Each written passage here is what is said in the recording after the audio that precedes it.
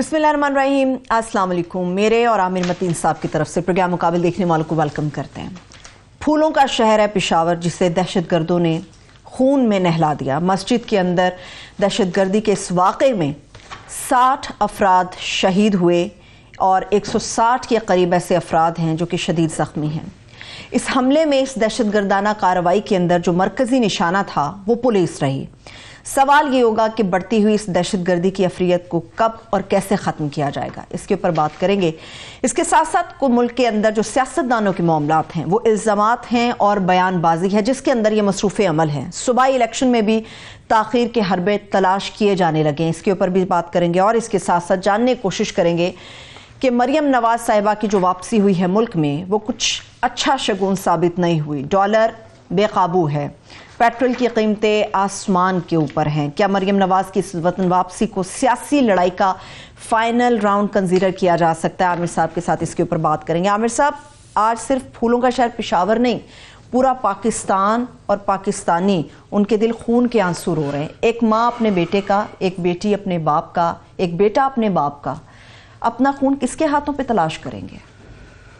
بس یہ بڑا بات کرتے وقت بھی اب تو جو ہے ایک تکلیف سی ہوتی ہے کہ پاکستان پہلے ہی اتنی زیادہ مشکلات میں گھرا ہوا ہے کہ ہمارے معاشی مشکلات چل رہی ہیں، بڑی اکنامک سچویشن خراب ہے، اس کے بعد سیاسی بحران چل رہا ہے، آئینی بحران چل رہا ہے، لڑائیاں مار کٹائیاں چل رہی ہیں، اور اس کے ساتھ کوئی کسر اگر رہ گئی تھی تو یہ سیکیورٹی کا واقعہ اس طرح کا ہونا تھا۔ اور بدقسمتی کی بات یہ ہے کہ یہ 73 سے پچھلے 1-2 سال سے 1 سال پورا جو تھا افغانستان میں، خاص طور پہ جب سے تبدیلی آئی ہے اس کے بعد سے 73 کے ساتھ یہ ہو رہے ہیں، مگر ہماری توجہ جب خاص طور پہ کوئی بڑا واقعہ ہوتا ہے تو اس کے بعد ہم فوکس کرتے ہیں، اور وہی پرانی میں تک گیا ہوں، آپ بھی تک گئے ہیں، رٹی رٹائی باتیں شروع ہو جاتی ہیں اور دوبارہ وہی نیشنل الیکشن پلان، نیفٹا، بلا بلا بلا شروع ہو جاتا ہے۔ ہم سبق نہیں سیکھتے، کوئی چیز درستگی نہیں ہوتی۔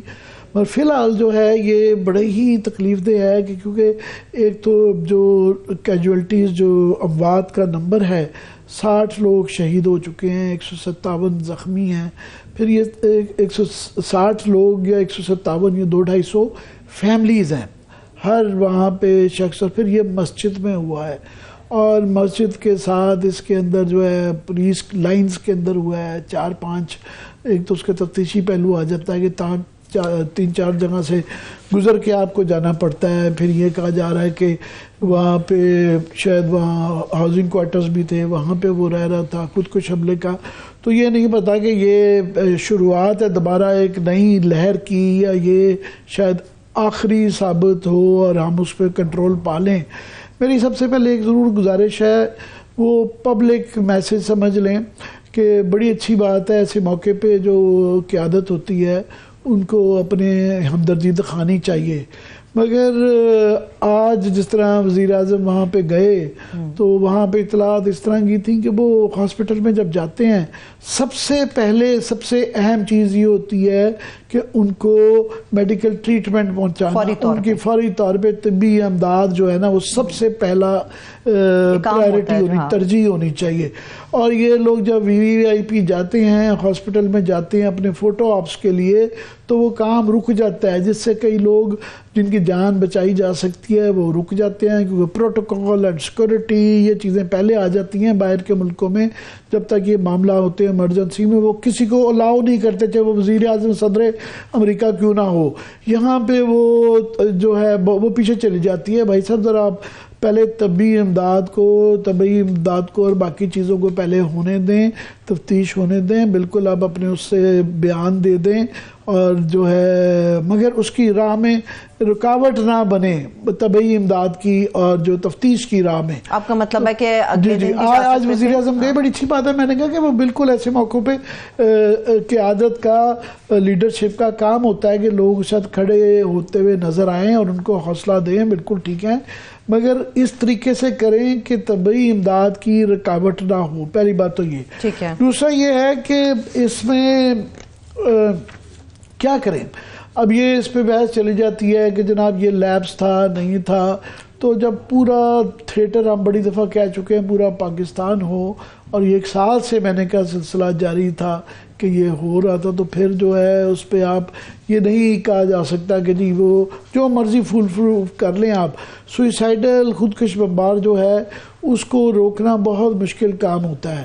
اور یہ کیونکہ میں نے کہا نا مسجد میں ہوا ہے، نمازی تھے بیچ میں، اور اس لیے زیادہ تکلیف دہ ہوتی ہے کہ عبادت خانے میں جب آپ کے عبادت خانے، آپ کے قبرستان، آپ کے اسکول نہ بچیں تو یہ ایک انسانیت کا ایک بہت زیادہ ایک ڈیفرنٹ پہلو آ جاتا ہے. میں کہوں گی شاید بہت ہی نچلا درجہ آ جاتا ہے کہ جس میں ہمارا ضمیر بالکل ختم ہو چکا ہوتا ہے. آپ دیکھیں بڑی بڑی جو دنیا کے بڑے بڑے سانحات میں، بڑے بڑے کلچر میں وہ کہتے ہیں کہ جی بوڑھے بچے، عورتیں اور اس طرح کے مقامات کو وہ کہتے ہیں بچ جاتے ہیں. جو ہے کئی جو شہر فار ایگزامپل جرمنی میں بہت بمباری ہوئی، کلون میں چرچ وہ چھوڑ دیتے تھے کہ یار چرچ نہیں ہے. تو مسجدوں کے جب اس طرح کا ہو، عبادت گاہ کے اندر جب وہ کرے اور مذہبی شدت پسند کریں اور مسجد میں کریں تو وہ پھر کیا اس کے اندر اسلام رہ جاتا ہے، کیا مسلمان رہ جاتے ہیں، کیا صورتحال رہ جاتی ہے. وہاں کی جو جائے وقوع کی صورتحال وہ جان لیتے ہیں. اس وقت ہمارے ساتھ پشاور سے بیورو چیف ممتاز بنگش ہمارے ساتھ موجود ہیں جو اس وقت جائے وقوع پر ہی موجود ہیں، ان سے بات کر لیتے ہیں. ممتاز بنگش صاحب، آپ مجھے بتائے گا کہ اس وقت امدادی کارروائیاں کہاں تک پہنچی ہیں؟ کیا خدا نخواستہ مزید ہلاکتوں کا خدشہ ظاہر کیا جا رہا ہے؟ اسپتالوں کے اندر ایمرجنسی نافذ ہے تو کیا صورتحال ہے اس وقت؟ تازہ ترین صورتحال سے اپڈیٹ کریں. اور ساتھ میں اگر میں مزید اضافہ کر دوں کہ ابھی بتایا جا رہا ہے کہ ابھی بھی ملبے کے تلے لوگ دبے ہوئے ہیں اور نکالنے کی کوشش کی جا رہی ہے. جی شکریہ عامر متین صاحب اور ثروت ولیم صاحبہ. اصل میں اس وقت صورتحال یہ ہے کہ پہلے میں عامر متین صاحب نے جو سوال پوچھا ہے اس کا جواب دوں گا. انتہائی افسوسناک بات تو یہ ہے کہ کئی گھنٹے گزر گئے ہیں اس واقعے کو، لیکن اب بھی جو ملبہ پڑا ہوا ہے اس کے نیچے لوگ موجود ہیں. یہاں ان لوگوں کے لواحقین اور رشتہ دار موجود ہیں. انہیں یہ غم کھایا جا رہا ہے کہ ان کو ابھی تک یہ تک معلوم نہیں ہے کہ ان کے رشتہ دار اس ملبے تلے جو پھنسے ہوئے ہیں کیا وہ زندہ ہیں یا وہ شہید ہو چکے ہیں. کئی ایک لوگوں سے ہماری بات ہوئی، ان کے رشتہ دار تھے، کسی کی بھائی ہیں، کسی کے والد آئے ہوئے ہیں، کسی کے اور رشتہ دار ہیں، دوست ہیں ادھر موجود ہیں، اور وہ کہہ رہے ہیں کہ ہمیں یہ بتایا نہیں جا رہا کہ ادھر جو پھنسے ہوئے ہیں ان کی کیا حالت ہے. اصل میں جو لوگ اندر گئے ہیں، جو پولیس حکام سے ہماری بات ہوئی ہے، وہ کہتے ہیں کہ ادھر ایون چیخیں بھی سنائی دے رہی تھیں. جو فوٹیج سامنے آئی ہے اس میں ایک سوراخ کیا گیا ہے، وہ جو کنکریٹ ہے جو چھت گری ہے اور اس سے اس کو نکالنے کی کوشش کی گئی ہے. وہ چونکہ پلرز جو ہیں کسی کا پاؤں پھنسا ہوا ہے تو کسی کا ہاتھ اس میں پھنس چکا ہے، وہ چیخ رہے ہیں. کئی لوگ تو موبائل سے اپنے رشتہ داروں کو فون بھی ملاتے رہے ہیں کہ ہمیں بچا لیں اور فوری طور پر یہ امدادی کارروائیاں ذرا تیز کر دیں تاکہ ہمیں زندہ بچایا جا سکے، یہاں سے نکالا جا سکے. ادھر مسئلہ یہ ہے کہ بھاری مشینری منگوائی گئی ہے، لیکن اس میں جو سب سے اہم مسئلہ ہے وہ یہ ہے کہ اگر وہ کنکریٹ، وہ جو لنٹر جو ٹوٹا ہوا ہے، اگر وہ اس کو توڑیں گے تو یہ خدشہ ہے کہ کہیں وہ مزید بیٹھ نہ جائے تو جو لوگ اس کے نیچے زندہ ہیں تاکہ ان کو زندہ اور صحیح سلامت باہر نکال دیا جائے. تو اس لیے اس خوف کے پیش نظر ابھی کئی گھنٹوں سے وہ لوگ ابھی تک پھنسے ہوئے ہیں. تو یہ جو لوگ یہاں پہ موجود ہیں وہ کہتے ہیں کہ ان کے رشتہ داروں کے نام نہ تو زخمیوں کی فہرست میں ہیں اور نہ جو شہید ہوئے ہیں ان کی فہرست میں ہیں. تو ہمیں بتایا جائے کہ وہ یہاں موجود ہیں یا نہیں ہیں، وہ اس ملبے تلے ہیں یا نہیں ہیں.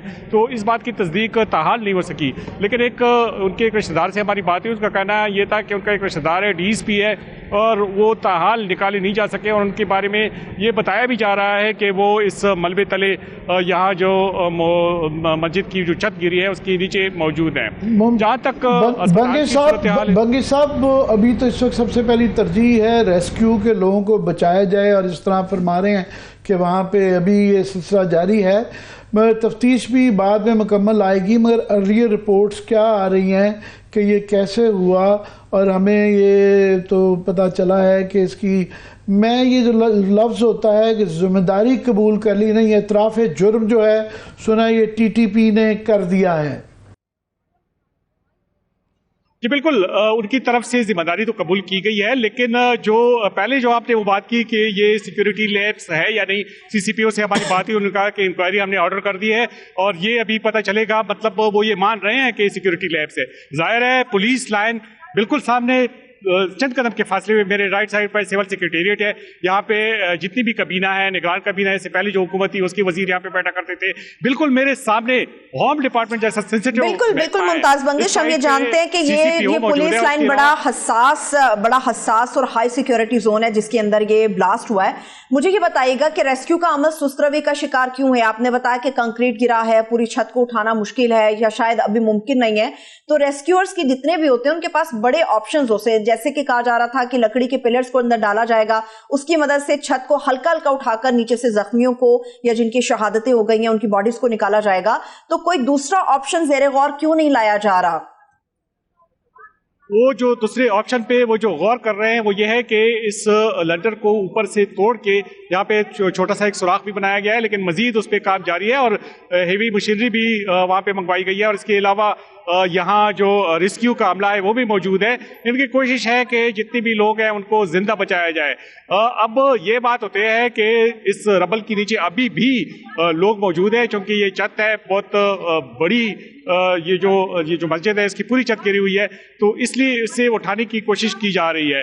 यहाँ पे लोगों की जो उनकी तकलीफ है वो भी महसूस की जा रही है। बिल्कुल आप अपडेट हासिल करते रहिए, हम भी कोशिश करेंगे कि आपके साथ कनेक्ट रहें। जो सूरत हाल मुमताज बंगिश साहब, आमिर साहब बता रहे हैं, आपकी बातों से भी मुझे याद आया कि गुज़श्ता बरस नवंबर के अंदर टीटीपी ने ये अलार्मिंग सिचुएशन थी हमारे पूरे पाकिस्तान के लिए, हमारी पूरी क़यादत के लिए, कि उन्होंने ओपनली कहा था कि हम अब टारगेट करेंगे जहां पे हमारी एक्सेस हो। जी, ये इस साल जो है जब से ये टीटीपी ज़्यादा रिएक्टिव हुई है अफगानिस्तान के इस तब्दीली के बाद, तो इस साल 27% जो टेररिस्ट दहशतगर्दी के वाक़यात में जो टीटीपी जहाँ इन्वॉल्व थी उसके अंदर इजाफा हो गया है। यहाँ एक बहुत बड़ा इशू रहता है, मैंने जिस तरह पहले कहा कि वही रटी रटाई बातें जब ये बड़ा वाक़या होता है हम करते हैं, और इस वक्त सूरत हाल ये है कि इस तरह की ये बहुत बड़ा वाक़या है और हमारी इस वक्त कौमी असम्बली जो है वो नॉन फंक्शनल है। सबसे बड़ी पॉलिटिकल पार्टी जो है ना वो बाहर बैठी भी है और बहसें ये हो रही हैं, और सारा दिन ये बहसें होती रही कि इलेक्शन होगा नहीं होगा, फवाद चौधरी की ज़मानत होगी कि नहीं होगी, लाल वैली जी वो लाइमलाइट में रही, जी वो सील हो गई और टूट गई। तो ये वाक़यात और भी खबरों का एक बेशतर हिस्सा जो है वो ये में जब इतना बड़ा वाक़या होता है कोई और वाक़या डिस्कस नहीं हो सकता। ये छोटा नहीं है, तकरीबन 200-250 ख़ानदान तो ऑलरेडी मुतासर हो चुके हुए हैं, अभी मज़ीद पता नहीं कितने मलबे के नीचे होंगे।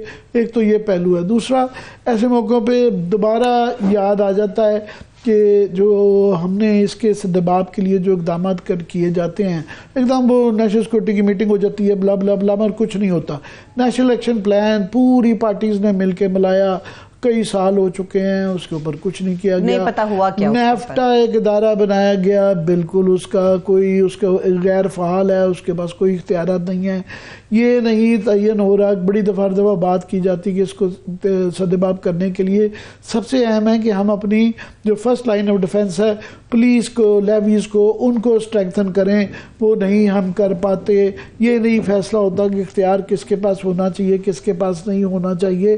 फिर उसके बाद ये कि सारे पुलिस जो है ज़्यादातर वो सिक्योरिटी ड्यूटियों पे और घरों के आगे जो है ना वो प्रोटोकॉल के लिए चली जाती है।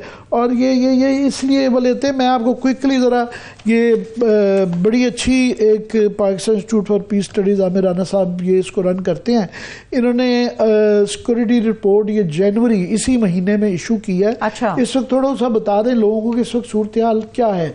ये एक वाक़या है मगर ये एक बड़ी पिक्चर की निशानदेही करता है, और बड़ी पिक्चर ये है कि इस दफ़ा जो हुए हैं 2022 के अंदर ये 169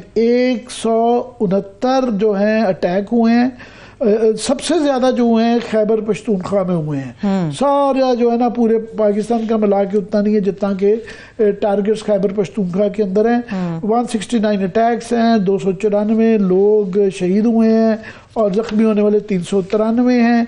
और टोटल अगर देखा जाए जो अटैक हुए हैं इस साल, एक साल में वो 262 अटैक हैं। हमें तो इक्का दुक्का आते हैं कि बन्नू में हो गया। और हाँ, बाय द वे साउथ में जो KP के है منو، لکی مروت، ڈیر اسماعیل خان، اس طرح رجحان ہے. اور پشاور 4 صدا، مردان، یہ جو پشاور ویلی ہے اس کے یہ ایریاز ہیں جہاں پہ زیادہ فوکسڈ ہیں. تو یہ والا ہے. دوسرا کہ نیچر آف انسیڈنٹس کہ کس نوعیت کے ہو رہے ہیں. تو ابھی جو سب سے بڑی نوعیت ہے وہ تو یہ دہشت گردی کے ہیں واقعات، کہ دہشت گردی کے جو 262 واقعات ہو چکے ہیں، 419 لوگ مر چکے ہیں، 734 لوگ جو ہو چکے ہوئے ہیں سب سے زیادہ دہشت گردی میں. اچھا یہ فگرز لگتے ہیں اور کئی دفعہ لوگ غور نہیں کرتا، 200 400 500 جو ہے، پر اس کے پیچھے ایک کہانی ہوتی ہے. اس کہانی کو انڈرسٹینڈ بھی کرنا کہ سب سے زیادہ دہشت گردی کے اندر ہو رہے ہیں. کراس بارڈر جو کلیشز اور اٹیکس جو ہوتے ہیں ہمارے افغانستان کے ساتھ، اب وہ جو بڑھ گئے ہیں وہ بھی بڑھ گئے ہیں. اس کے بعد سب سے بڑا سائز ان کا ہے. اور جو پھر سیکورٹی فورسز جو آپریشنل اٹیکس کرتے ہیں اس کے اندر وہ ایک علیحدہ ہے. پھر جو اوورال جو فیصد کے حساب سے دیکھا جائے تو جو خیبر پختونخوا میں 52% جو ہے دہشت گردی کے واقعات گراف میں شو کریں 52%، جس میں 74% لوگ زیادہ مارے گئے ہیں پچھلے سال کے مقابلے میں. 74% آلموسٹ ڈبل ہو گیا ہے. ڈبل لوگ کے پی میں مارے گئے ہیں. باقی سارے صوبوں میں تھوڑی سی پچھلے سال کی بنسبت کمی آئی ہے، مگر کے پی کے اندر 74% لوگ زیادہ مارے گئے ہیں، اور جو زخمی ہیں وہ 222% زیادہ. اوورال اگر دیکھا جائے تو جو حملے ہوئے ہیں وہ 27% بڑے ہیں، اور 25% لوگ زیادہ مارے گئے ہیں، شہید ہوئے ہیں، اور 32% جو ہیں وہ زیادہ ہے. میں نے کہا یہ کوئی الفاظ کے پیچھے لوگ غور نہیں کرتے، مگر اس کی جو کہانی یہ ہوتی ہے کہ سب سے زیادہ جو نشانے پہ ہے وہ خیبر پختونخوا ہے. پورے پاکستان کے ملا کے اتنے نہیں فگرز بنتے ہیں جتنے کہ خیبر پختونخوا ہے. اور یہ وہ علاقہ ہے جو بہت زیادہ جس کے اندر جو محرومیاں ہیں. ایکس فاٹا جو ہے وہاں سب سے زیادہ یہ واقعات ہو رہے ہیں. اور ہم نے یہ جو وعدے کیے تھے کہ فاٹا کو جب اس کے انتظام کیا تھا انضمام کے بعد کہ کیا ہم نے وہاں پہ اقدامات کرنے ہیں، پولیس کو کیا دینے ہیں، کیا کیا ان کو پیسے دینے ہیں، ڈیولپمنٹ کیا ہونی ہے، کیسے اس گیپ کو فل کرنا ہے، وہ نہیں کیا گیا. تو جب یہ واقعات ہوتے ہیں تو پھر ہم دوبارہ ان چیزوں پہ جاتے ہیں. میں کوئکلی کہہ دوں کہ یہ ٹارگٹ جو ٹیررزم کے جو ہیں سیکورٹی فورسز کے اوپر سب سے زیادہ حملے ہوئے ہیں، جس کے اندر جو ہے پولیس، فوج، ایف سی سب ہیں. 180 حملے 262 میں ٹوٹل میں سے 180 حملے صرف پولیس ٹارگٹ پہ ان کے پولیس والے سب سے زیادہ سیکیورٹی اہلکار 268 جو ہیں وہ شہید ہوئے ہیں اور 390 زخمی ہوئے ہیں. یہ عامر رانا صاحب کی آپ رپورٹ کی بات کر رہے ہیں، بڑی معتبر رپورٹ ہے، اور وہ خود بھی بذات خود اور دہشت گردی کے امور کے اوپر بڑی وہ گریپ رکھتے ہیں.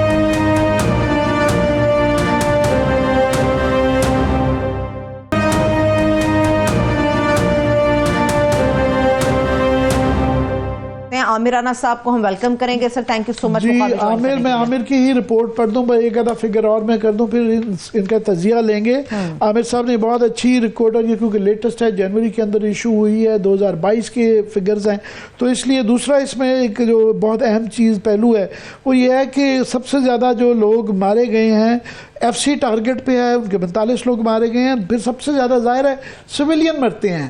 تو سویلین 2022 میں 184 لوگ مارے گئے ہیں، 613 زخمی ہوئے ہیں.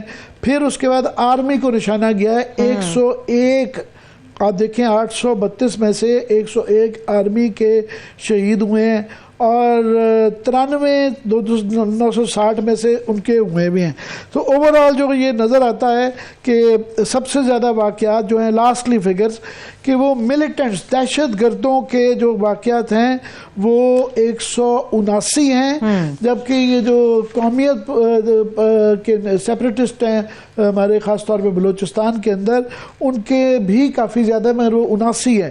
جو سب سے زیادہ لوگ 2022 میں ٹی ٹی پی کے خاص طور پہ آنے کے بعد. تو عامر بہت بہت ایک آپ کی جو ہے ویلکم کر رہے ہیں. آج ماحول اس طرح کا ہے کہ ویلکم کیا کرنا آپ کو، مگر میں یہ آپ کی ساری رپورٹ پڑھ رہا تھا، بڑی ایک مفصل رپورٹ ہے. آپ یہ ذرا ہمیں اپنا تجزیہ دیں کہ ان سارے فگرز کو میں نے پڑھ دیا ہے، اوورال آپ اس واقعے کے تناظر میں پاکستان کی اوورال سچویشن کو کیا دیکھتے ہیں؟ دیکھیے دہشت گردی بڑھ تو رہی ہے، اور ایک ہمارے ہاں عمومی تاثر یہ ہے کہ شاید جو ہے رد الفساد کے بعد دہشت گردی بالکل ختم ہو گئی، تو مسلسل چلتی رہی ہے، اس کے لو انٹینسٹی بھی رہی ہے، کچھ بڑے اٹیک بھی ہوتے رہے ہیں، لیکن کہیں پہ تھمی نہیں ہے، اور یہی وجہ تھی کہ 2019 کے اندر یہ بات شروع ہو گئی تھی کہ اب چونکہ یہ کمزور ہو گئے ہیں دہشت گرد، تو ان کے ساتھ بات چیت کر لیں اور مذاکرات کے ذریعے ان کو مین سٹریم کر لیں۔ اس وقت بھی یہ غلطی تھی، اور یہ 2004 سے مسلسل اسی طرح کی بات چیت ہوتی ہے جب بھی تھوڑی سی کمی آتی ہے دہشت گردی کے حملوں میں۔ تو یہ ایک وجہ تھی، اور یہ جب افغان طالبان آئے تو پھر ظاہر ہے ایک امید اور بڑھ گئی تھی کہ اس وقت ماحول جو ہے سازگار ہے بات چیت کرنے کے لیے، اور یہ ابھی بہت واضح ہو گیا ہے کہ یہ جو ٹی ٹی پی کے ساتھ مذاکرات کے لیے شاید پہلی درخواست پاکستان کی طرف سے ہی گئی تھی، اور افغان طالبان نے اس کو بالکل خوش دلی سے قبول کیا تھا، شاید وہ اسی کا انتظار کر رہے تھے۔ یہ تو ایک علیحدہ سے بات ہے، لیکن آپ جب اعداد و شمار بتا رہے تھے، سویلین کیجولیٹیز کی ایک بڑی وجہ جو زیادہ ہونے کی ہے کہ سب سے کم حملے جو ہیں سویلینز کے اوپر ہوتے ہیں، اور یہ حیرت انگیز آپ کو شاید لگے، لیکن ان کی کیجولیٹیز ان کی زیادہ اس لیے ہوتی ہیں کہ جب بھی سویلینز کے اوپر حملہ ہوتا ہے تو وہ بڑا حملہ ہوتا ہے۔ جیسے ابھی آپ نے کہا، یہ زیادہ سویلینز صرف 2 حملوں کے اندر پچھلے سال جو ہیں شہید ہوئے ہیں۔ ایک تو پشاور میں جو اسلامک اسٹیٹ کا حملہ تھا امام بارگاہ کے اوپر، اس میں، اور اس کے بعد ایک بنو اور ڈی آئی خان کے اندر کچھ حملے تھے، اور سیکیورٹی فورسز کے اوپر حملے زیادہ ہوتے ہیں، ان کا نمبر جو ہے بہت زیادہ ہے، اور پولیس کو خاص طور کے اوپر ٹارگٹ کرتے ہیں۔ یہ ایک بہت اہم پہلو ہے، اور کیونکہ یہ کوئی آج کی بات نہیں ہے، 2008 سے مسلسل پولیس جو ہے ٹارگٹ کے اوپر ہے، لیکن پولیس کو خاص طور کے اوپر کے پی کے اندر اور کسی حد تک کہیں تو بلوچستان کے اندر اس کو کوئی اہمیت نہیں دی گئی۔ ہماری کسی بھی جب بھی پالیسی ساز بیٹھتے ہیں انسداد دہشت گردی عامر، میں نے ابھی ذکر کیا کہ آپ نے جو تجاویز بڑی اچھی اس کے اندر دی ہوئی ہیں، یہی ہے کہ پہلے ان کو جو سویلین ادارے ہیں ان کو امپاور نہیں کیا جاتا، نیفٹا کو نہیں کیا، نیکٹا کو نہیں کیا گیا، نیشنل ایکشن پلان پہ کام نہیں کیا گیا۔ آپ نے اپنی رپورٹ کے اندر جو ہے یہ نشاندہی کی ہوئی ہے، پہلی بات کہ ایک تو ہمارے ہاں بہت بڑا یہ طبقہ ہے جو کہ یہ بضد ہے کہ ٹائم اینڈ اگین وہ ان دہشت گردوں کے ساتھ نیگوشیشن کر دیتا ہے، گورنمنٹیں ڈینائی کرتی ہیں، اور پھر مگر یہ سلسلہ جاری رہتا ہے، اس سے ان کو ٹائم ملتا ہے اور وہ دوبارہ امپاورڈ ہو کے آتے ہیں، پہلی بات۔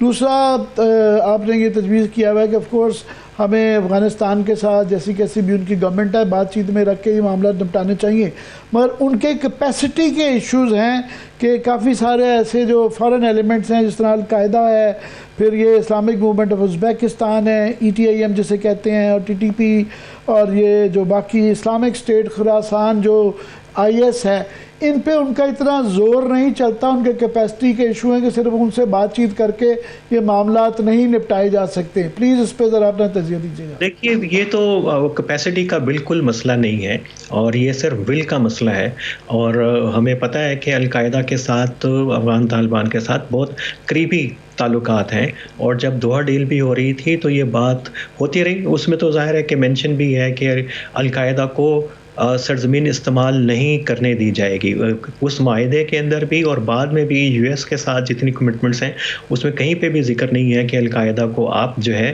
افغانستان سے نکال دیں گے، کیونکہ ان نکالنے کا مطلب جو ہے وہ پھر عجیب و غریب ہے کہ وہ جائیں گے کہاں۔ گوئندہ نامو جو ہے اس وقت وہ بند ہو چکا ہوا ہے پریکٹیکلی، تو وہاں پہ تو نہیں بھیج سکتے، اور آئی ایس کے خلاف انہوں نے کارروائی کی ہے، اور جب چائنا نے شکایت کی تھی ٹی آئی پی اور ای ٹی آئی ایم کے حوالے سے، تو یہ تو اب آن دی ریکارڈ ہے کہ جو پہلا جواب ان کی طرف سے افغان طالبان کی طرف سے آیا تھا کہ ہم ان کو آپ کی سرحد سے دور کے علاقوں میں بھیج دیتے ہیں تاکہ وہ آپ کے اوپر حملے نہ کریں، اور سب سے امپورٹنٹ بات ہے، یہی ہمارا اسٹریٹجک ایرر ہے کہ ہم ان کا ایک نظریاتی پہلو جو ہے طالبان کی موومنٹ کا، اس کو بھول جاتے ہیں اپنے تمام اسٹریٹجک کیلکولس کے اندر۔ تو وہ ٹی ٹی پی کے ساتھ ابھی تو اتنے زیادہ ڈاکومنٹس ہیں، اور یہ ممکن ہی نہیں ہے کہ ریاستی اداروں کی نظروں سے نہ گزرے ہوں، اور خاص طور کے اوپر یہ جب مذاکرات ہوتے رہے ہیں اور ہمارے ادارے آپ یہ کہہ رہے ہیں کہ وہ ان کی کیپیسٹی سے زیادہ افغانستان کی ول کا مسئلہ ہے کہ وہ ان کے اوپر جتنا اثر انداز ہو بھی سکتے ہوں تو وہ نہیں ہوتے. مگر اس میں اس وقت تو ظاہر ہے پشاور میں واقعہ ہوا ہے اور کیونکہ اعتراف جرم ٹی ٹی پی نے کیا ہے تو ہمارا دھیان سارا ان کے اوپر ہے. اور آپ نے اوورآل جو پکچر دی ہے پورے 2022 کی, اس کے اندر یہ ہے کہ آئی ایس کی ایکٹیویٹی بھی بڑھ گئی ہے. اس کے بعد پھر نئے گروپس پلیئرز بھی آ گئے ہیں کہ B N A Balochistan national army آ گئی ہے. پھر سندھو دیش کے اندر بھی وہ بھی ایک ایکٹیویٹی ہے جس پہ سے کئی دفعہ شک ہوتا ہے کیونکہ یہ ایلیمنٹ زیادہ فورن فنڈڈ. ویسے تو ہمارے یہاں کئی دفعہ بہانہ لیا جاتا ہے کہ اپنا سسٹم ٹھیک نہیں کرتے, ہر چیز ڈال دیتے ہیں کہ جی یہ بیرونی سازش ہے. اس پہ آپ ذرا پلیز تجزیہ دیجیے گا.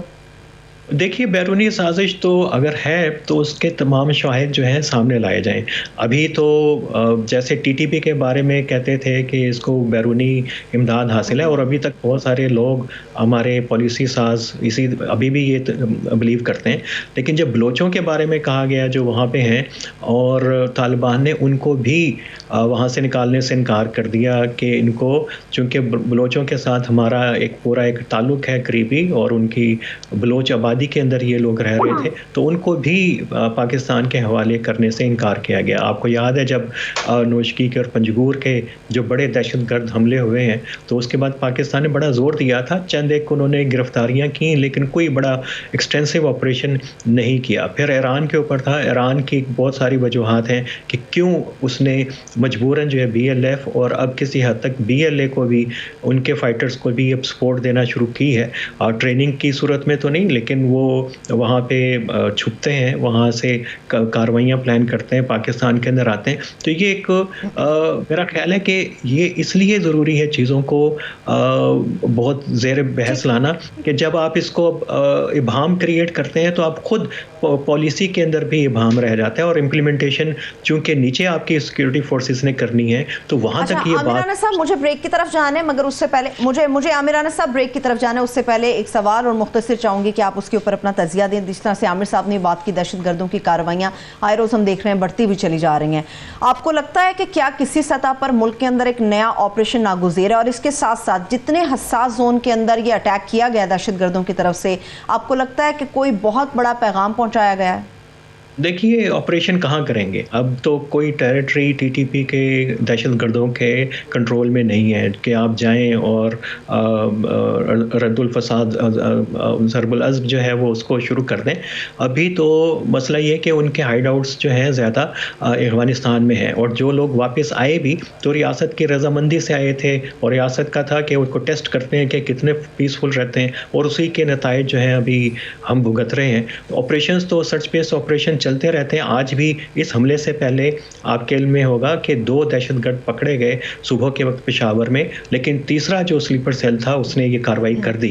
وہ تو چل رہے ہیں اور چلتے رہیں گے. ایکسٹینسو آپریشن کہیں نہیں ہو سکتا سوائے افغانستان کے جہاں پہ یہ ہو نہیں سکتا. تو اس لیے طریقہ یہی ہے کہ افغان طالبان کے ساتھ کھل کے ٹریک 1 کے اوپر جو ہے بات کی جائے, اور یہی میرا خیال ہے کہ سب سے بہتر طریقہ ہے جو ان کی قبائلی روایت ہے. اگر آپ ان سے چھپ کے بات کریں گے تو وہ کبھی بھی جو ہے بات بالکل معاملات کو آگے بڑھانے کے مختصر بالکل عامر صاحب یہ سروت بریک کی طرف جانا چاہ رہی ہے مگر میں بھی چاہ رہا ہوں کہ اس کو ریپ اپ ذرا کر لیں کہ جس طرح آپ نے کہا کہ کوئی ایک ایکٹیو تھیٹر نہیں ہے پاکستان میں جہاں پہ آپریشن کیا جائے, پورا پاکستان ایک تھیٹر ہے.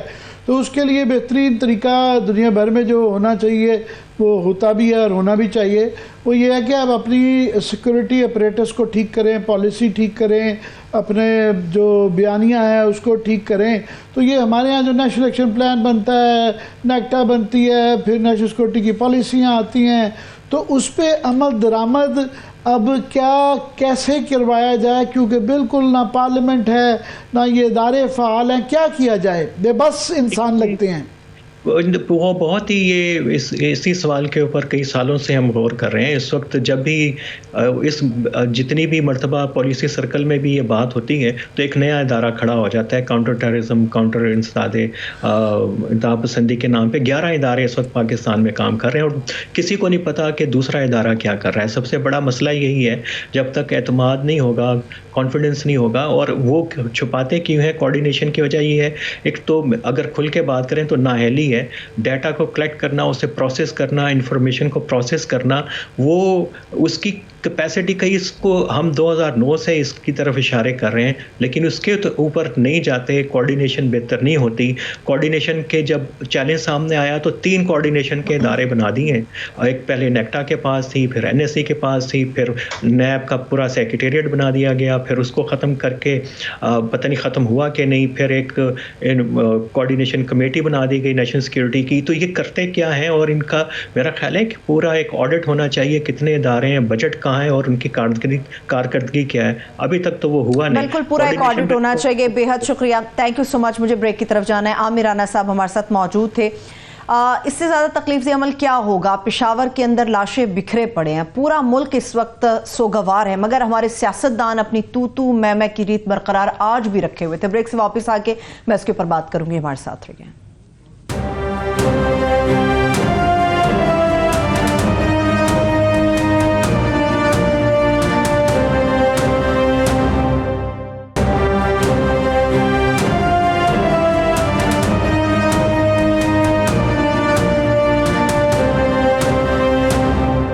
ایک بار پھر سے پروگرام میں ہم آپ کو خوش آمدید کہیں گے. عامر صاحب, ہونا تو یہ چاہیے, ہم ہمیشہ سے بات کرتے ہیں کہ استحکام ہونا چاہیے, معاشی بھی ہونا چاہیے, سیاسی بھی ہونا چاہیے, اس کے لیے ضروری ہے کہ الیکشنز کی طرف جانا چاہیے. مگر ہم وفاقی وزیر قانون کو سنتے ہیں, وہ تو کچھ اور ہی رام لیلا سنا رہے ہیں. جی, وہ ابھی یہ ہمیشہ تو نہیں ہوتا کہ وہ الیکشن, مگر ابھی ایک صورتحال آ گئی ہے کہ 2 اسمبلیاں تحلیل ہو چکی ہوئی ہیں, تو وہاں پہ الیکشن ہونے ہیں, اور یہاں پہ ایک بڑی عجیب سی کیفیت کریٹ کر دی گئی ہے کہ تاثر یہ روز اس طرح کی اسٹیٹمنٹ آتی ہیں کہ وہ نہیں کرنا چاہتے. تو آج فار ایگزامپل ایک بڑا مضحکہ خیز میں کہوں گا کہ جو بیان آیا ہے وہ یہ اعظم تارڑ صاحب کا آیا ہے, یہ لا منسٹر ہیں. یہ فرما رہے تھے کہ انہوں نے کلیئرلی انڈیکیٹ کر دیا کہ گورنمنٹ کی کیا مرضی ہے کہ اس کو لیٹ کیا جائے, یہ 90 دن کے اندر, جو کہ آئینی ریکوائرمنٹ ہے الیکشن کروانے میں, یہ انٹرسٹڈ نہیں ہے. پہلے یہ CCI کا وہ بہانہ کر رہے تھے, آج انہوں نے بڑا مزدار یہ سٹیٹمنٹ دیا. انہوں نے کہا جی وہ 2008 میں بھی بے نظیر کی شہادت ہوئی اور فلڈز ہوئے, تو یہ آگے پیچھے گئے تھے. فرق ہے, بہت زیادہ فرق ہے. ایک تو یہ تو آف کورس یہ بھی سانحہ ہے, وہ بھی سانحہ تھا, پر اس کے اندر یہ تھا کہ وہ ساری پارٹیز نے ایگری کیا تھا کہ جناب یہ واقعی اب اس طرح کا بے نظیر کی شہادت ہو گئی ہے, تو اس کو لیٹ, اور اس کے بعد یہ مزید لیٹ کرنا چاہ رہے تھے. تو جو مین ایگریوڈ پارٹی تھی پیپلز پارٹی, آصف زرداری صاحب نے یہ کہا نہیں, وہ بھی چاہتی تھی الیکشن, اب الیکشن کروائیں, اس سے زیادہ ڈیلے نہیں. تو ساری پارٹیز کے اندر کنسنسس تھا. یہاں صورتحال یہ ہے کہ جو سب سے بڑی پاکستان کی پولیٹیکل پارٹی ہے جو کہ اسمبلی سے باہر ہے, اس طرح کے پشاور جیسے ایشو چل رہے ہیں, مگر اس کے اندر قومی اسمبلی میں ڈسکشن نہیں ہو سکتی, تو وہ چاہتے ہیں کہ ٹائم کے اوپر الیکشن ہو. وہ عدالت کے اندر گئے ہوئے ہیں.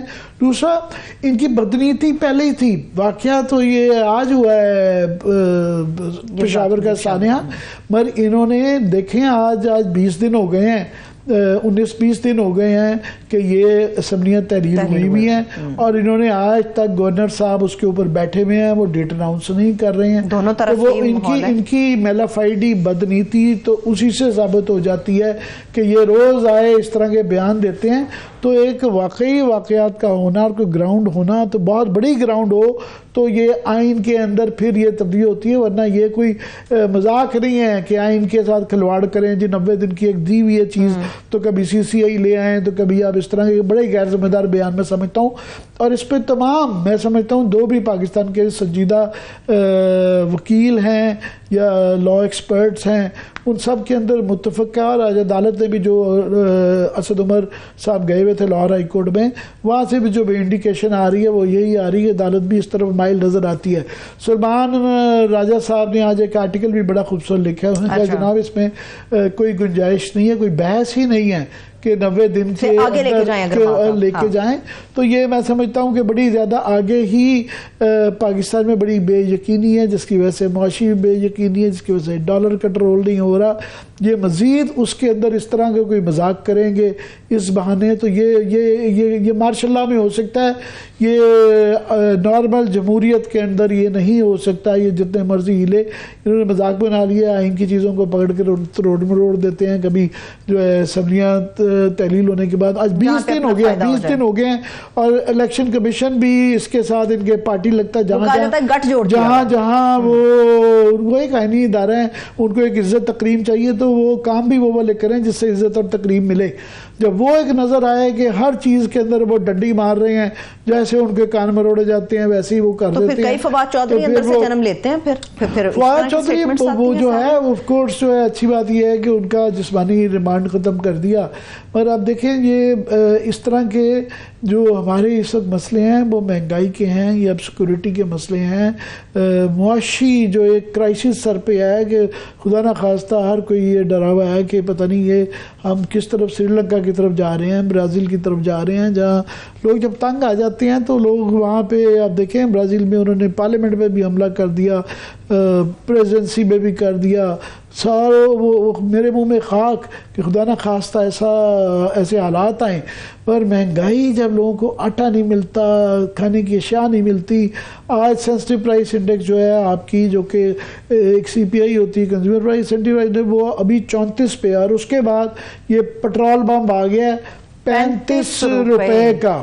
اور وہ مریم بی بی کے میں نے پہلے عرض کی تھی کہ وہ جو ڈھول بتاشے اور لڈیاں اور بھنگڑے انتظام کر رہے ہیں, یہ ماحول نہیں ہے, یہ ماحول نہیں ہے بالکل بھی کہ یہ کیا جائے. اور ان کے آتے سار یہ پتہ نہیں جان بوجھ کے ساگ ڈار صاحب نے پتہ نہیں چلتا کون کس کے خلاف سازش کر رہا ہے, شہباز شریف کر رہے ہیں, ساگ ڈار کر رہے ہیں, نواز شریف صاحب کر رہے ہیں, مگر 35 روپے پٹرول کے جب بڑھیں گے تو یہ جو سینسٹیو پرائس انڈیکس میں بتا رہا ہوں 34% پہ چلی گئی ہے, یہ 50% پہ پاکستان کی تاریخ میں پہلے بھی اتنا کبھی بھی جو ہے پٹرول مہنگا نہیں ہوا تھا.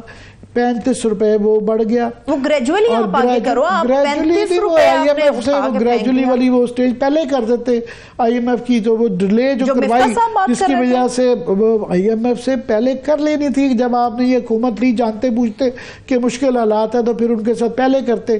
اب جو ہے پہلے دھمکیاں دیتے رہے ساگ ڈارس, بہت غیر ذمہ دارانہ بیان کہ وضو کر کے اس طرح کوئی بچے اسکول کے اندر کرتے ہیں کہ نہیں چاہیے ہمیں آئی ایم ایف. اب یہ گھٹنے ٹیک ٹیک کے ترلے منتے کر کے جو ہے نا ان کی تمام شرائط مزید سخت شرائط پوری کر رہی ہیں. اور اس کے اندر ایک جو آئرونک بات ہے وہ یہ ہے کہ مریم بی بی نے 7 روپے کا جب بڑھا تھا, یہ اسحاق ڈار صاحب نے مفتہ نے جب 7 روپے بڑھائے تھے تو انہوں نے خود ہی اٹیک کر دیا. مریم بی بی نے بھی, انہوں نے بھی مفتاح اسماعیل پہ جو کہ اپنا لایا ہوا فائنانس منسٹر تھا کہ ظلم ہو گیا, یہ ہو گیا. اور یہ جو مریم بی بی کی ٹویٹ تھی کہ جناب انہوں نے اس فیصلے کی نواز شریف صاحب نے سخت مخالفت کی ہے, یہاں تک کہہ دیا کہ میں مزید ایک پیسے کا بوجھ عوام پر نہیں ڈال سکتا, اور حکومت کی کوئی مجبوری ہے تو میں اس فیملی میں شامل. اور وہ میٹنگ چھوڑ گئے. اب یہ 35 روپے کے بعد میں پتہ کرنا چاہ رہا ہوں, یہ میلے ٹھیلے ہو رہے ہیں, لڈیاں ڈال رہی ہیں, بنگڑے ڈال رہے ہیں, تو نواز شریف جو میٹنگ چھوڑ گئے تھے تو اب کیا گھر چھوڑیں گے؟ ملک تو پہلے چھوڑ چکے ہیں. رانا صاحب نے کر دیا نا ٹویٹ, رانا ثناءاللہ, وہ کہہ رہے شدید پریشان ہے میاں نواز شریف صاحب اس اضافے کے ساتھ. وہ مزید پریشان بھی ہیں, اور وہ مزید پریشانی کے اندر اسحاق ڈار صاحب کو بھیج کے یہ ساری غلطیاں چیزیں کروائی جا رہے ہیں. 200 روپے پہ ڈالر لانا تھا اور وہ 270 کو کراس کر گیا. 272 جو ہے وہ مارکیٹ کے اندر ریٹ آ گیا ہے. اس پہ جو ان کا ایک جو رویہ ہے غیر سنجیدہ اور ایک بدتمیزانہ میں کہوں گا کہ اسحاق ڈار صاحب نے ایک بیان دیا, اگر یہ ٹویٹ خواجہ آصف صاحب نے اس کی ٹویٹ کی ہے, باقاعدہ فلیش کی ہے.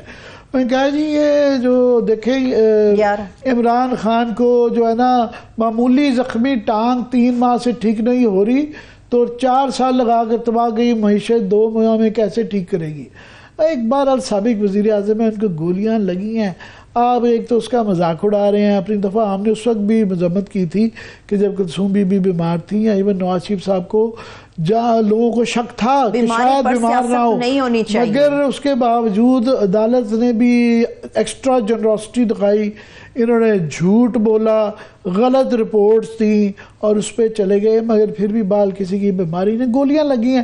اور اس کے بعد اس کا موازنہ معیشت کے ساتھ کرنا اور مذاق اڑانا, ایسے حالات میں اتنے سنجیدہ حالات میں یہ مذاق اڑانا، یہ تو ایک بہت... عامر صاحب ایک تاثر یہ دیا جا رہا ہے کہ مریم صاحبہ واپس آئی ہیں، شہباز شریف فیملی یا ان کا گروپ یا ان کا خاندان جو شہباز فیملی ہے اس کو ناکام دکھایا جائے گا اور مریم بی بی کے لیے ٹائم بائی کیا جا رہا ہے آئندہ الیکشن کے لیے تاکہ وہ کچھ اپنی کمپین کر سکے اور کسی ایک مقصد کے تحت لوگوں کے درمیان جا سکیں. شہباز شریف کو کیا جا رہا ہے؟ بانگ دول یہ کہتا ہوں کہ نون لیگ اس وقت ٹوٹ چکی ہے، ٹوٹنے والی نہیں، ٹوٹ چکی ہے.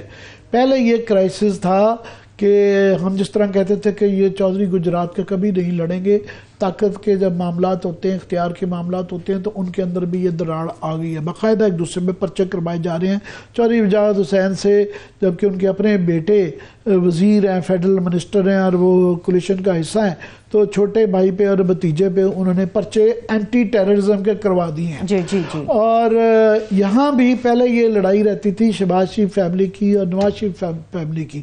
تو ابھی وہ ظاہر ہے شہباز شریف صاحب کو ابھی تو یہ شک پڑتا ہے کہ ان کے آپس کے لوگ کہتے ہیں جان کے ساگ ڈار کو بیچ کے اس کو ان کو فیل کیا گیا ہے کہ ان کو ہمیشہ سے یہ جو ایک ڈر رہتا ہے کہ اب کیونکہ مریم بی بی کو لانا ہے تو یہ ان کا ایک متھ توڑ ہی دی جائے، اس کے اندر ملک کا اکانومی کا ستیہ ناش ہو گیا. مگر یہ اب لڑائی جو ہے یہ صرف خاندان کی نہیں رہ گئی، شریف برادران یا شریف خاندان کی نہیں رہ گئی، یہ اب بڑھ گئی ہے. آپ دیکھیں ڈار ورسز مفتاح اسماعیل یہ بحث چلتی ہے. اب وہ جو ایک ری امیجننگ پاکستان کیا ہے اس میں شاہد خاقان عباسی کی طرف سے بیان آ رہے ہیں، وہ روز اس طرح کا بیان دیتے ہیں، ہلکی سی وہ کاسمیٹک کر دیتے ہیں کہ نہیں نواز شریف میرے لیڈر ہیں. مگر وہ یہ آج ان کا بیان آیا ہے کہ جو مریم کو چیف آرگنائزر لگایا ہوا ہے، ظاہر ہے وہ سابق وزیر اعظم ہے، ان کا ایک رتبہ ہے آپ پارٹی کے اندر جو سینئر لیڈرشپ ہے. یہاں پہ بات سنیں وہ جو چوہدری نثار کیوں گیا تھا، اس نے کہا کہ میں 30-40 سال سے وہ میاں نواز شریف صاحب کے ہم اثر ہیں. یہ 1985 کی اسمبلی میں سارے لوگ اکٹھے آئے تھے اور وہ کہتے ہیں جی نا میں اس بڑھاپے میں مریم بی بی جو آج سے 40-45 سال تک ان کو کچن تک محدود رکھا گیا، ایک دم سے وہ سیاست میں لائی گئی اور میں ان کا بیگ نہیں اٹھا سکتا. ایک سینئر جو لیڈرز تھے، نواز شریف صاحب کی یہ بڑی خوبی ہوتی تھی کہ یہ راجہ ظفر اللہ کو، گور ایوب کو، نثار صاحب کو، پرویز الہی، شجاعت، ان سب کو عزت دیتے تھے، برابری میں رکھتے تھے. جنرل مجید بھی ہوتے تھے. اس طرح کے پورا جو ایک ان کے ہم اثر تھے، مور ایکول دین ادرز جنہیں کہا جاتا ہے. ایک شارٹ بریک لے کے اب نہیں، اب وہ کہتے ہیں کہ صرف مریم بی بی ہوگی اور جو چمچے بڑے ہیں وہاں پہ کافی لوگ ہیں جو ان کا بیگ اٹھانے کے لیے تیار ہیں، جن میں تھوڑی سی عزت نفس ہے، تھوڑے سے باعزت ہیں. وہ کہہ رہے ہیں کہ جناب نہیں ہمارے سے آپ چمچا گیری نہ کروائیں، ہم اس کو ایکسپٹ کرنے کے لیے تیار ہیں. مگر وہ نہیں ہے. مگر ابھی یہاں پہ خواجگان ہیں، خواجہ آصف ہیں، سعد رفیق ہیں، وہ بیگ اٹھانے کے لیے تیار ہیں. مگر شاید عباسی صاحب اس چیز کے لیے تیار نہ ہو کیونکہ انہوں نے صاف کہہ دیا میرے لیڈر اور قائد جو ہیں میاں نواز شریف اور شہباز شریف صاحب ہو سکتے ہیں مگر مریم صاحبہ نہیں. ایک بریک کی طرف جاتے واپس آ کے کنٹینیو کریں گے.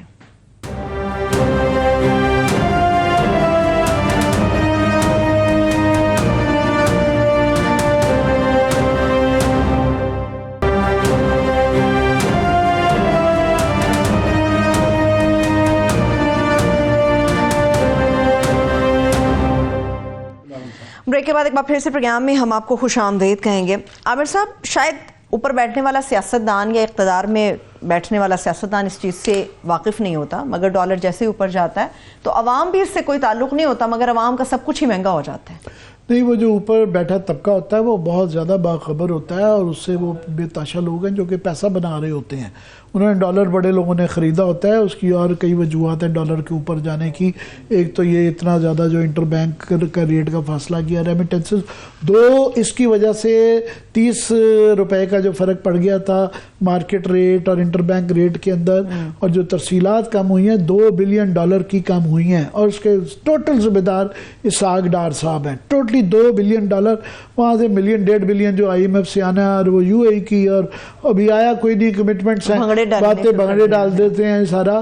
تو یہ ترسیلات کے جو $2 billion, $1.7 billion to be exact جو ہے، یہ جو کمی ہوئی ہے پچھلے 6 ماہ میں پچھلے سال کے مقابلے میں، اس کی ٹوٹل ذمہ داری جو ہے وہ اسحاق ڈار صاحب پہ. یہ $2 بلین کا تو ایک ہمیں انہوں نے پہنچایا ہے. دوسرا آف کورس یہ اس پاکستان کی تاریخ میں جب ڈالر ہیں, اور یہ اپنے آپ کو $6 بلین مین سمجھتے تھے. یہ انہوں نے پہلے انہوں نے نقصان پہنچایا پاکستان کی اکانومی کو کہ بہت زیادہ انڈر ویلیوڈ رکھا, کہ انہوں نے $100 ان کا ایک پتہ نہیں کیا, ان کو کسی اکاؤنٹنٹ, بیلنس شیٹ ہے نا, اکاؤنٹنٹ ہے, ان کو لارجر پکچر کا جو اکانومسٹ کی جو سوچ ہوتی ہے جس نے پورے پولیٹیکل اکانومی کو دیکھنا ہوتا ہے اس کے مطابق چلتا ہے نہیں. یہ بینکر اکاؤنٹنٹس نے ہمارے ملک کی اکانومی کا ستیہ ناش کر دیا, اور یہ ٹیکنوکریٹ ابھی بھی کرتے رہتے ہیں. خدا کے لیے اس چیز کو بند کریں. یہ $100 پہ انہوں نے رکھا, اور اس کی وجہ سے ہماری ایکسپورٹس نہیں بڑھنے دی. اب فائنلی جو ہے اسے تھوڑا سا 100 سے اوپر آنا چاہیے تھا, پر اب یہ دوسری انتہا پہ چلے گئے, یہ اب 270 پہ چلے گئے ہیں. درمیان میں کوئی رکتا ہے تو بیلنس ہوتا ہے مارکیٹ کے مطابق, وہ ٹھیک ہے. جب انٹرونشن کرتے ہیں غلط کرتے ہیں, جب نہیں کرنی ہوتی تو وہ اس وقت کر دیتے ہیں. سو ان کو سمجھ ہی نہیں آ رہی کہ کرنا کیا ہے, بس وہ کہتے ہیں نا شوٹنگ فرام دا ہپ, وہ یوں کر کے آپ کے کر دیتے ہیں. اور ابھی بھی جو ہے ایمرجنسی کے لیے, آج میں ایک بڑے اکانومسٹ سے بات 2-3 سے بلکہ کی, ایک جو بڑے پاکستان میں مانے جانے ہیں, میں نے کہا جناب کیا اس کا وہ ہے, انہوں نے کہا جی شارٹ ٹرم میں تو بھی کافی کچھ ہو سکتا ہے. کہ فار ایگزامپل سب سے بڑا خرچہ ہمارا جو ہے وہ ابھی بھی انرجی, آئل, پیٹرولیم پروڈکٹس کا. یہ جو $35 بڑھائے ہیں اس کا تمام چیزوں پہ اثرات پڑے گا. تمام چیزوں سے مراد یہ ہے کہ سب سے چیزیں انٹرنلی تو لوگوں کو مہنگائی ہوگی, مگر جو آپ کی ایکسپورٹس جو ہیں آلریڈی چیزیں نہ منگوانے کی وجہ سے آپ کی ایکسپورٹس جو ہیں وہ کم ہو رہی ہیں. جب پیسہ نہیں آئے گا تفصیلات سے, 3 چیزوں سے پیسہ آتا ہے نا. ایک آپ کی فارن انویسٹمنٹ جو کہ زیرو ہے, آپ کی ایکسپورٹس ہیں وہ 30 سے اب وہ نیچے 4-5 بلین وہ کم ہونے جا رہی ہیں. پھر جو ہے آپ کی ریمیٹنسز ہیں وہ بھی $2 بلین کم آئے, اس مہینے کے فگر آنے ہیں. پھر آپ نے امپورٹ سبسٹیوشن کرنی ہے کہ جو امپورٹ تو کم کریں, را مٹیریل کی آنے دیں جس سے انڈسٹری چلتی ہے. جو ایبسولوٹلی ضروری, لگژری کاریں آ رہی ہیں, 2,000 لگژری کار آ رہی ہے, ابھی بھی ایک موج لگی ہوئی ہے, لیڈ کے لیے کوئی چیز نہیں رکی ہوئی ہے, صرف ایک عام پاکستان متاثر ہو. مگر سب سے امپورٹنٹ کام جس پہ مجھے بہت زیادہ تکلیف ہے کہ جو ڈویبل ہوتی ہیں وہ معاملات, جو یہ مین میڈ کرائسس جب ہوتا ہے نا اس کی بڑی تکلیف ہوتی ہے. آپ کو یاد ہوگا 8 ماہ پہلے جب یہ گئی تھی عمران خان کی گورنمنٹ, یہ لارجلی ایک بہت بڑی وجہ ہوئی تھی کہ وہ رشیا گئے تھے. درست. اور میں اس کے بعد سے شاید اکیلا ہی ان چند آوازوں میں سے میری ایک آواز تھی, بہت چند آوازیں تھیں کہ جناب یہ آپ پوری دنیا, اس وقت انڈیا نے وہاں سے اپنی اکانومی ٹھیک کر لی. انہوں نے رشیا کو اس وقت سیاسی طور پہ ضرورت تھی, 1/3 کے اوپر جو ہے نا وہ پٹرول لیا, اور انہوں نے خود بھی استعمال سستا کیا 1/3 پہ, اور پوری دنیا کو ریفائن کر کے بیچا بھی. ہمارے ہاں وہ گنجائش تھی, مگر یہ امریکہ کے ڈر سے یا اپنے یہ کہ عمران خان نہ سچا ثابت ہو جائے, انہوں نے نہیں آنے دیا. ابھی جو ہے بلاول صاحب وہ دنیا کی تسخیر کے لیے چل رہے ہیں, ملک مر رہا ہے, اور یہ ان کے دورے پہ چل رہا ہے. انہوں نے فلموں میں دیکھا, کسی نے بتایا کہ آپ کے جو نانا تھے نا وہ ایز اے فارن منسٹر بڑے کامیاب تھے. بھائی نانا نے ڈیلیور کیا تھا, نانا نے تاشکند کے اوپر پوائنٹ آؤٹ کیا تھا, وہاں سے پارٹی کری کی تھی. آپ یہ جو گئے ہیں رشیا میں اب جا کے, اور وہ جو میں کہتا ہوں اس کو کہہ رہے تھے پاسبل نہیں ہے. پہلے کہا جی ریفائنریاں نہیں ہیں, اور ہماری ریفائنریز نے کہا جناب ہم یہ ہر قسم کا ہے, ہم ریفائن رشیا کا تیل کو کر سکتے ہیں, ایک مناسب کیپیسٹی ہے جو ہے. دوسرا انہوں نے بہانا کہا جی ہمارے پاس جو ہے نا وہ انٹرنیشنل ڈالرز کی وہ نہیں ہے. وہ وہاں پہ رشیا نے کہا آپ کرنسی سواپ کریں, مراد یہ تھی کہ آپ چائنیز یوان میں یا روبیل کے اندر کاروبار کریں, ڈالر ہمارے پاس بھی نہیں ہے. اس وقت ہمارے ایمبیسڈر صاحب نے کہا, جو موجود ہیں ابھی بھی, شجاعت علی خان شاید ان کا نام ہے, مگر یہ کیونکہ نہیں تھا, اب گئے ہیں, اب وہی ایگزیکٹلی بات کہہ رہے ہیں. مگر بس مس ہو گئی ہے, ایسے مس ہو گئی ہے کہ اس وقت وہ رشیا جو تھا اس کا مشکل وقت تھا, وہ 1/3 یا 50% پہ کاسٹ کے اوپر آئل دے رہا تھا. اب جو ہے 19-20 کا فرق پڑتا ہے, ٹرانسپورٹیشن کاسٹ زیادہ آ جاتی ہے.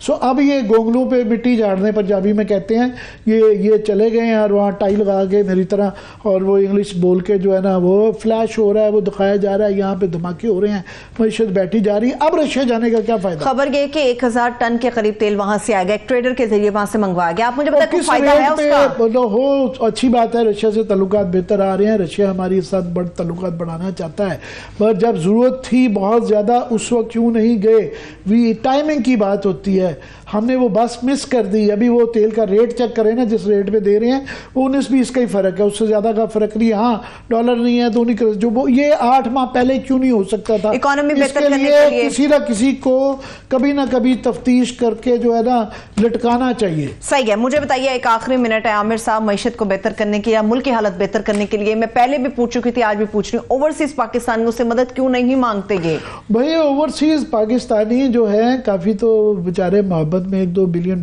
تو وہ آج یہ فگرز میں دیکھ رہا تھا کہیں, وہ صرف فلنتھراپی میں اور چیریٹی کے اندر وہ دیتے ہیں. مگر یہ آپ نے جب سسٹم $40 کا فرق ڈال دیں گے انٹر بینک اور اس میں, تو وہ کہاں سے, کیوں کوئی پاگل ہے کہ وہ بھیجے 230 پہ؟ کیا ان کے لیے گنجائش نہیں نکالی جا سکتی؟ ہنڈی حوالے کے لیے کیا رہتا ہے ابھی. ہاں صرف اونلی یہ ہے کہ مہنگائی تو بہت بڑھ جائے گی, مگر یہ جو ہنڈی حوالہ تھوڑا سا کنٹرول ہوگا. بس دعا ہی کر سکتے ہیں کہ اس سے ترسیلات لیگل مین سے جو آ رہے تھے, جو آپ دیکھیں ریکارڈ جب عمران خان آئے تھے تو $18 بلین کے تھے, 30 کو کراس کر رہے تھے, $30 بلین کو. آخری لائن یہ ہے کہ ابھی بھی یہ سیاسی فیصلے کرنے چھوڑیں کہ یہ کہ عمران خان کو کیا فائدہ ہو جائے گا, امریکہ کو کیا فائدہ ہو جائے گا. ملک کے لیے اس وقت کرائسس ہے, بحران ہے, بحران کے لیے ہمیں ایک ایمرجنسی, اس کو استعمال نہ کریں الیکشن کی تاخیر کے لیے, مگر ابھی بھی جو فیصلے بڑے کیے جا سکتے ہیں وہ کر لیں. ٹھیک ہے. انہی خوبصورت لائنز کے ساتھ ہی پروگرام اپنے اختتام کی طرف پہنچ رہا ہے. اپنا خیال رکھیے, اجازت دیجیے, خدا حافظ.